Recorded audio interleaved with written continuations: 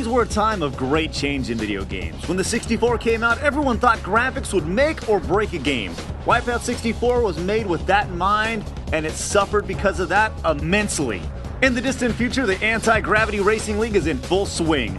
Like most racing games, you have several teams and vehicles to choose from, each with their distinct abilities. No need to choose your weapons because everyone has equal shots because they're scattered around the track. The thing is, you'll never know what weapon you have until the announcer says it because you can't tell by the symbol. Fun, right?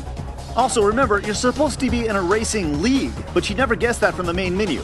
Your choices for the single player are single race and challenges. And no, challenges does not refer to the Anti-Gravity Racing League season. They're just challenges where you can unlock tracks and vehicles. So, where's the league? If people like the tracks in the original Wipeout or Wipeout 2097, they're gonna love them on the 64 because, well, they're just rehashes.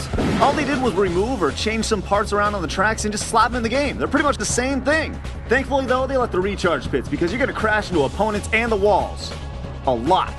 The thing is, before Wipeout 64, eating the wall had never looked so good. Its graphics were praised for being prettier and grittier than ScrewAttack's. While the environments were great, the levels were just so bland. On the PlayStation and Saturn, Wipeout was the king of hover racing. But when it came to the 64, guess what? It had to play second fiddle to F-Zero. Why? Because in F-Zero you were going fast and you had crazy tracks. Nintendo knew what it was doing when they sacrificed sound and graphics for gameplay. This is a perfect example of a lesson for all developers out there. It doesn't matter how pretty the game is if it doesn't play worth a damn.